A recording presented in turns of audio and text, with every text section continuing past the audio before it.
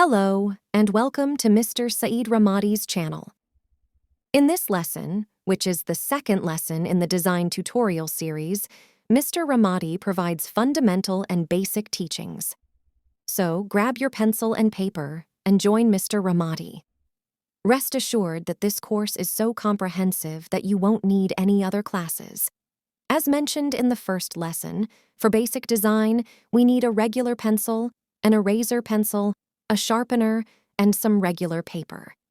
In the previous lesson, you became familiar with how to use a drawing board and the correct way to hold a pencil. You also learned how to execute lines in different directions and at different speeds.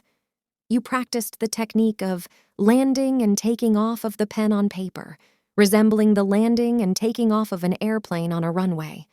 I recommend practicing each lesson's exercises several times to acquire sufficient skills for the following lessons and improve your overall performance.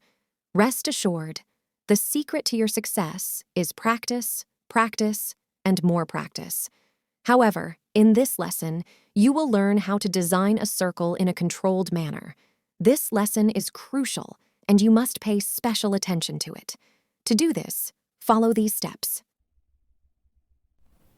1. Determine the diameter of the circle. This means we are aiming for a completely controlled circle design. So, mark 2 points indicating the diameter of the circle. 2. Now, it's time to draw the circle. However, I want to share an interesting technique with you that simplifies the design process. Instead of actually drawing the circle, mimic the actions of someone drawing a circle without the pencil tip touching the paper. But genuinely refrain from drawing the circle.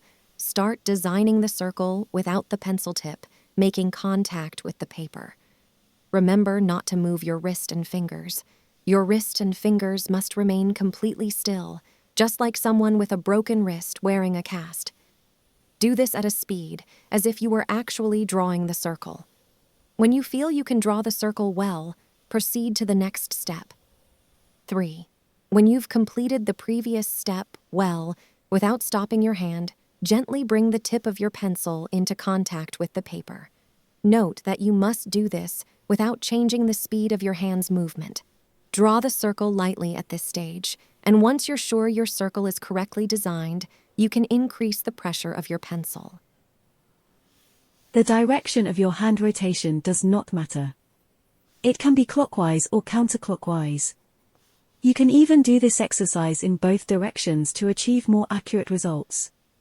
Keep in mind that this exercise, like the first lesson's exercise, is very important and guarantees the improvement of your hand's ability and skill for advanced design. So, practice the first and this lesson's exercises as much as you can and prepare yourself for the following lessons.